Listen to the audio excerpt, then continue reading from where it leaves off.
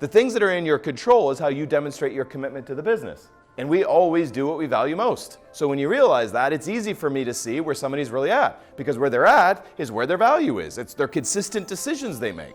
This is why I always teach we must be real about where they're at while maintaining optimism about where they're going. The worst thing you can do, and I can tell where you are in process of building a team, by who you think your sharpest guy is, by what you allow.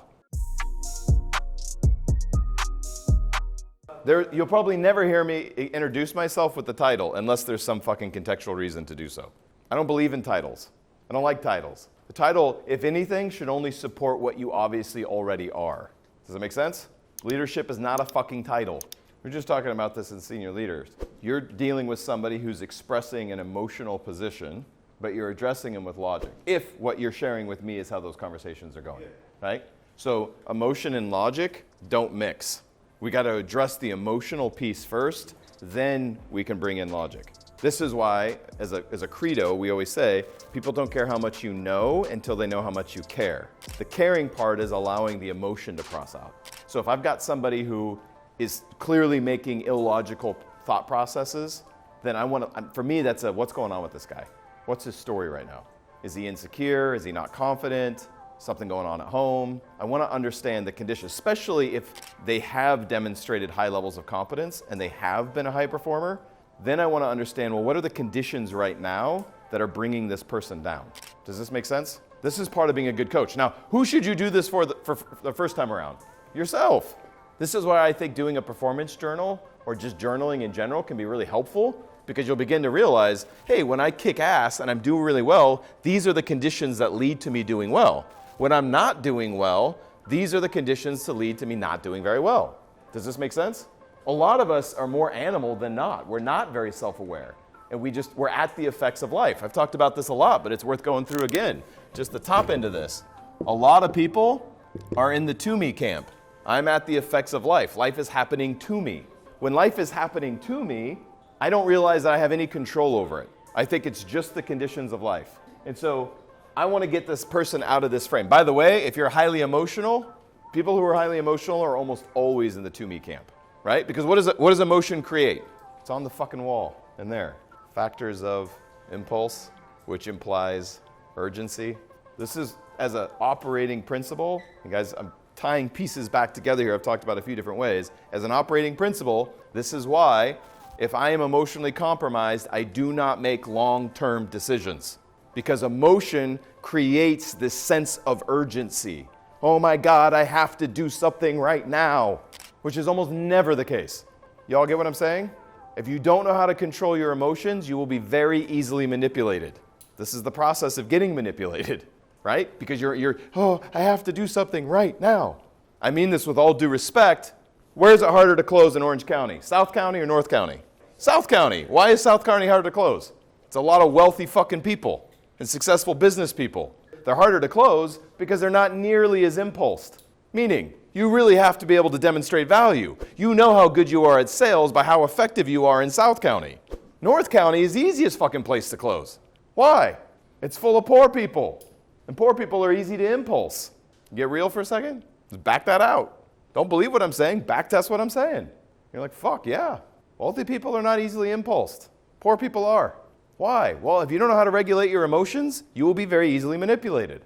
When you learn the skill set of sales, you have a responsibility to do right by people, because it literally is a tool that can influence people to make a decision. And if you can use that for good or evil. Make sense? But you want to learn how to regulate your emotions first, because, again, don't believe what I'm saying, back test it. Go look at your life. I think regret is a waste of time. Go look at the times in your life where you've suffered great pain on your decisions. And then ask yourself this: was I emotionally compromised when I made this fucking decision? Look at that. See, that's teaching people how to think, not what to think. You can go do your own math on what I just said. You can back test what I'm saying and go, yeah, that checks out. So that's not my truth, that's our truth. Do you see the difference? So, you want to put yourself in a situation or build programming where if you become emotionally compromised, you get a little red flag that goes, whoop, I'm not making this decision. I'm going to sleep on it, which is where the expression comes from. Let me sleep on it. Let's sleep on it. Cleanse the emotion, get back to neutral, then make the decision. Make sense? So if I'm dealing with somebody who's emotional, I want to address the emotion before I get logical with them. Hey, what's going on? Talk to me about what's really going on. What are you stressed out about right now? What's going on at home? So this is essentially true when somebody, especially somebody who's demonstrated competency, who has been good and consistent, who's suddenly not. There's always an explanation. Part of my goal is to figure out what the explanation is, because then I can figure out whether it's something that we can solve, is willing to be solved, or we're going to pass on. So for me, I get asked this question a lot in this frame. When is it time to let somebody go? When you want it for them more than they want it for themselves. That can't happen. If I feel that imbalance for any length of time, now I'm not talking in a moment of weakness, but over a consistent period of time, they don't have the fight in them, then it's time to let them go. Now, there's a trick to this though, because part of being a band of brothers, so to speak, is in community taking care of each other, which is really important, which means that in our weakest moments, we cover each other, we strengthen each other. That's important. I'm talking about somebody whose attitude is just like, whatever. You'll know the difference because you'll feel it on them. It's like, ugh. Then it's like, nah.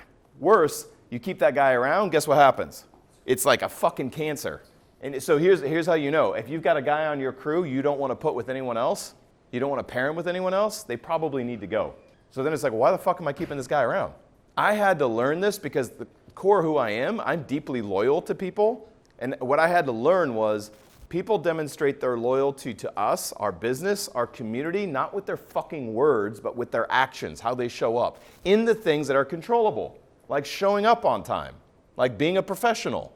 The things that are in your control is how you demonstrate your commitment to the business. And we always do what we value most. So when you realize that, it's easy for me to see where somebody's really at, because where they're at is where their value is. It's their consistent decisions they make, which is why, again, I'm laying out fundamental principles here. This is why I always teach we must be real about where they're at while maintaining optimism about where they're going.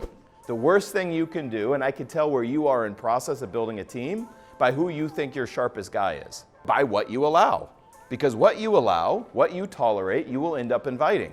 Which is why there are some things I'm patient with and there are other things I am not patient with. The things I'm not patient with are the things that can break my ecosystem. They break my culture. Anybody want to give some examples?